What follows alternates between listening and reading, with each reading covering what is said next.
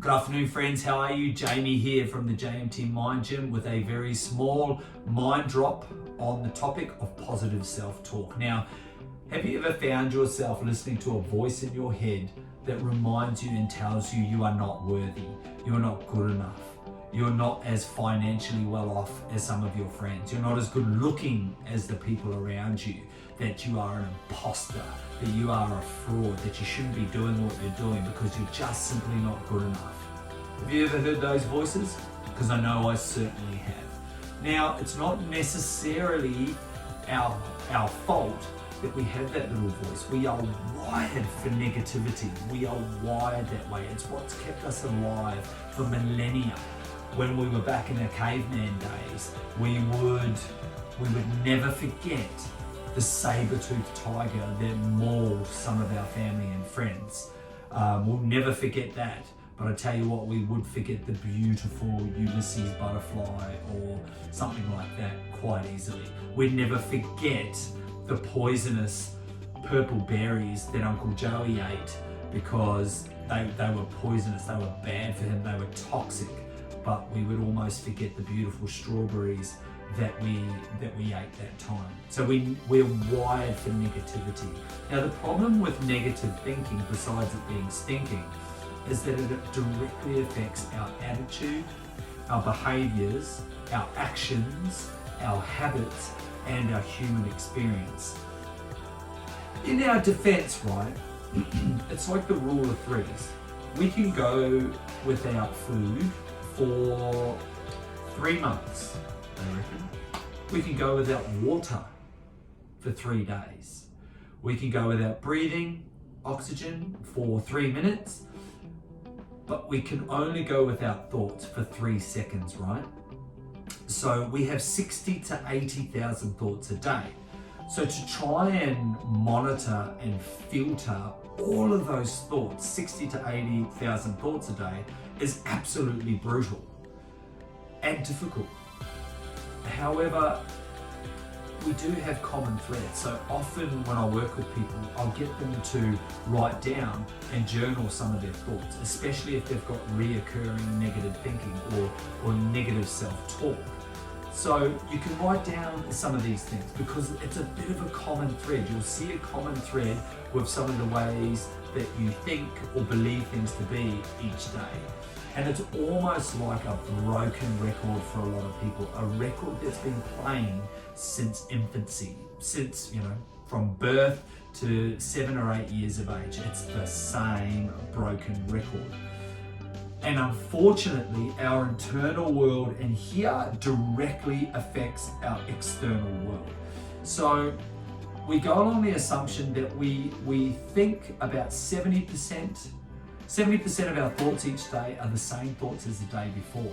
And the way I think of that in a simplistic way is it's like riding a mountain bike on the same track all the time.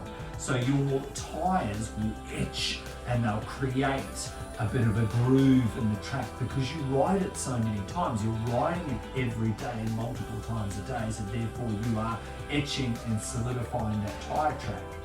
But the thing is, if that is hardwired for negativity, that is the same track that you're going to ride all the time.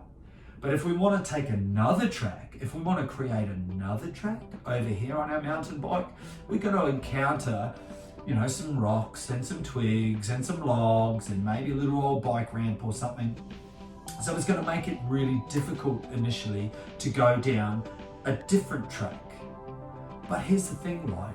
If you continue to go down that different track, you will eventually etch a new track, a new pathway. There is a universal law which is called Hebe's law.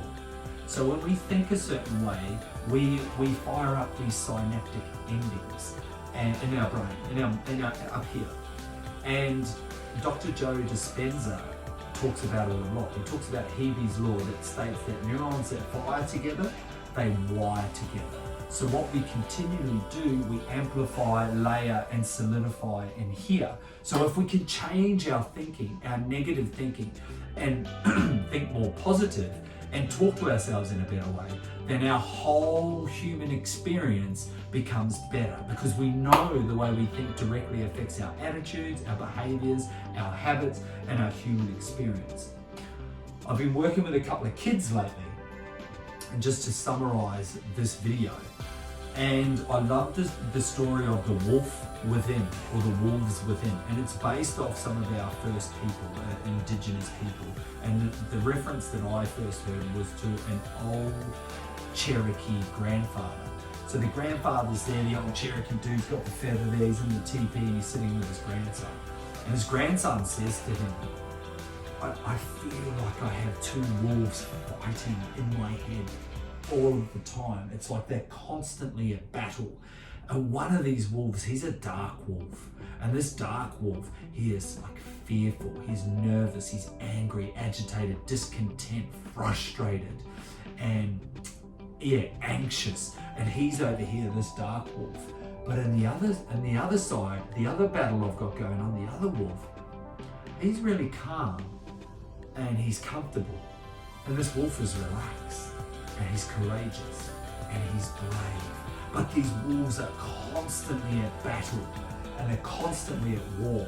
And the grandson said to the old Cherokee grandfather, "Granddad, which wolf wins the fight?" And the Cherokee grandfather said to his grandson, "The one that you feed." And that's a great analogy and tale of basically what I'm talking about. We can amplify our negative self-talk, or we can feed the self-talk, or that wolf, or we can feed our positive self-talk and that brave, courageous, and calm wolf. So here's some tips, here's some tools, here's some resources. The first one, if you are a negative thinker and you experience negative self-talk, you can look for the common threads and write those down on a piece of paper or in your phone.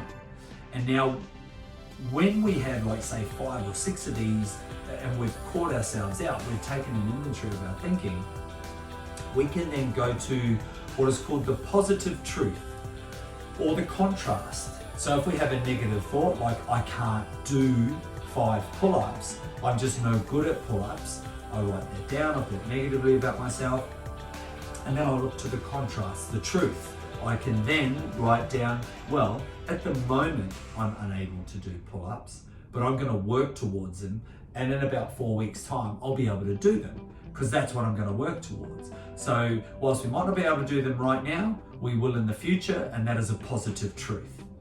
So that's working on the contrast. The next one is changing our language. But if I said to you, change a whole heap of your language and the words that you use, it's going to be too much. But what if we just simply change the word I can't to I can? And the word can't means I cannot, or I choose not to. Whereas you can choose to, right? So if we say, I can't do pull-ups, I just can't do pull-ups, as I choose to not do pull-ups. I cannot do pull-ups, I choose not to. But what if I turn around and said, well, what I choose to do is work on my pull-ups, because that's what I'm going to do. So I can eventually do pull-ups. It's a simple changing in language, but it sends a very powerful and potent message to your unconscious mind that you're taking this really seriously. And the last one, and one of the most powerful ones that I share, especially when working with children, is to treat yourself like a friend. Because we wouldn't talk to ourselves badly if we were talking to ourselves like we would to a friend.